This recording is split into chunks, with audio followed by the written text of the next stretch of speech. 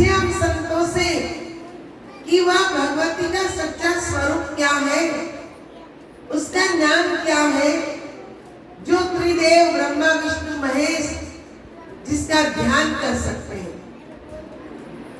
एक दिन हमारी उत्तरा ने हमसे पूछा 2 दिन पहले कि महादेव जी किसका ध्यान कर रहे हैं। मैंने कहा तूने ठीक जाना, ठीक समझा, क्योंकि उसने सुना सत्संग में भी और मेरे साथ बात कर रही थी तो बात भी वही आई।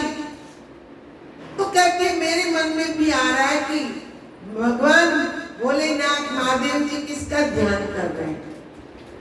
मैंने कहा तूने बड़ी लगन से सुना तो तेरे मन में ये प्रश्न उठ रहा है।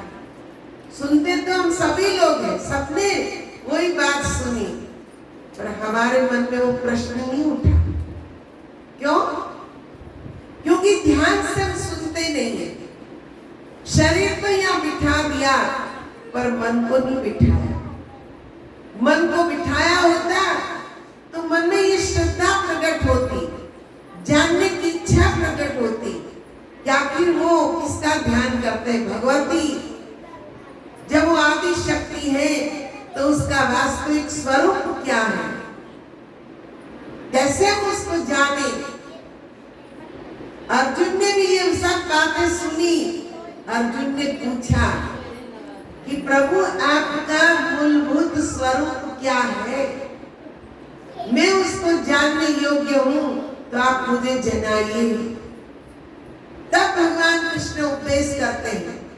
भगवान ने कहा न तू मांग सत्य से दृष्टु मने नेव स्वचक्षा दिव्यं ददामि ते चक्षु पश्चिमे योगेश्वरम। भगवान कृष्ण कहते हैं अर्जुन, जिन नेत्रों के द्वारा तू मुझे देख रहा है वो तो मेरा पंच भौतिक शरीर है।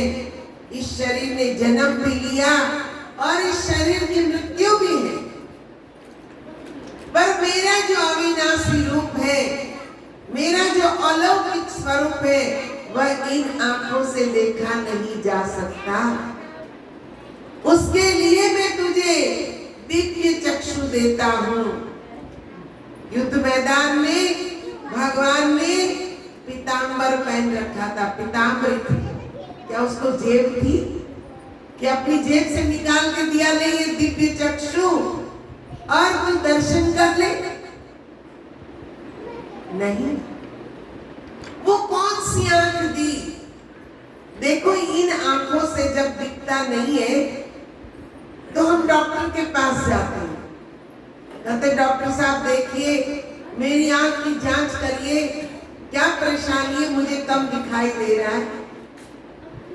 तो डॉक्टर इसकी जांच करता है, बताता है कि भाई आपको मोतियाबिंद आ गया, एक में पक गया है, एक में बाकी है, ऑपरेशन करना होगा। तो हम तुरंत ही कहते हैं हाँ डॉक्टर साहब कर दीजिए, ऑपरेशन करा लेते। क्यों? क्योंकि हमारे अंदर देखने की चाह है और हम देखना चाहते हैं। ऑपरेशन हो गया फिर चश्मा निकाल देते हैं, उनसे हम देखने लग जाते हैं। मुझे एक छोटी सी बात याद आती है कि एक बार एक भाई जो थे शहर में नौकरी करने आया। अब उसके पिताजी गांव में रहते, बिल्कुल छोटा सा गांव।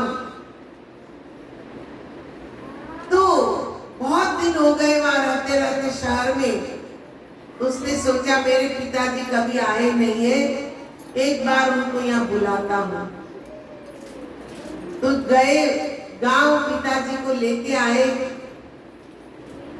और पिताजी आए तो बहुत उसको खुशी हो रही थी कि बहुत साल के बाद मेरे पिताजी आए। अपनी पत्नी से कहा अच्छे अच्छे पकवान बनाना। मेरे पिताजी अकेले गांव में रहते, पता नहीं क्या खाते होंगे क्या नहीं, पर यहाँ हमारे पास आए तो अच्छा अच्छा खाना बनाना, अच्छा अच्छा खिलाना। तो बहू ने कहते पूड़ी कचौड़ी बहुत सारे पकवान बनाए, बाबा जी को खिलाए। अब बेचारे ने ऐसा तो खाया ही नहीं था, तला भुना खा लिया, पेट में दर्द होने लगा, क्योंकि खाओ नहीं और एक साथ इतना खा जाओ तो दर्द तो होना ही है। अब बहुत दर्द हुआ। सुबह बेटे ने पूछा, पिताजी नींद आई? तो कहाँ नींद आनी थी, इतना दर्द हो रहा था पेट में, अभी भी दर्द हो रहा है। तो उन्होंने कहा, कोई नहीं पिताजी, मेरे मित्र डॉक्टर हैं, उनके पास ले चलता हूँ। क्योंकि सुबह सुबह कौन अपना कहते कि क्लिनिक खोलेगा। घर ले गए, कहा मेरे पिताजी गांव से आए हैं, पेट में दर्द हो रहा है, कुछ दवाई दे दीजिए। डॉक्टर साहब ने देखा, दवाई दी, कहा बैठिए, चाय वगैरह पी के जाइए। अब बाबा जी बैठे, इतने में अखबार आया और डॉक्टर साहब अखबार लेके बैठे। अपने नौकर से कहा, जरा पढ़ने का चश्मा देना। तो नौकर लाया, चश्मा लगाया और डॉक्टर साहब अखबार पढ़ने लगे। बाबा जी बैठे बैठे सोचते हैं, ये कितना अच्छा है, चश्मा लगाया और ये अखबार पढ़ने लगे, मैं भी ऐसा चश्मा ले लूंगा तो मैं भी पढ़ने लग जाऊंगा। अब बाबा ध्यान पर उन्होंने सोचा चश्मा लगाते ही पढ़ना आ जाता होगा। अब गए बाजार में और वहां चश्मे की दुकान देखी, तो दुकान में चले गए। दुकानदार से कहा, पढ़ने का चश्मा दो। तो दुकानदार ने कहा, नंबर है? क्या नंबर क्या होता है, तुम देख लो और हमें दे दो। तो उन्होंने जो जांच करने वाली मशीन थी, नंबर जांच करने वाली, वहां बिठाई कि बाबा यहाँ बैठो, मैं आपके पहले नंबर निकालता हूँ। अब वहां देखा और एक चश्मा लगाया और सामने नंबर लिखे थे। पूछा, ये दिख रहा है, ये पढ़ पाते हो, पढ़ो। कहता नहीं पढ़ा जा रहा है। उसने दूसरा लगाया, अब पढ़ सकते हो? कहते नहीं। तीसरा लगाया, अब पढ़ सकते हो? नहीं। जितने थे उसके पास सारे टेस्ट कर लिए, पर उनको अक्षर पढ़ना नहीं आ रहा था। तब वो समझ गया, बाबा पढ़े लिखे हो क्या? अरे पढ़ा लिखा हो तो चश्मा काहे लेने आता?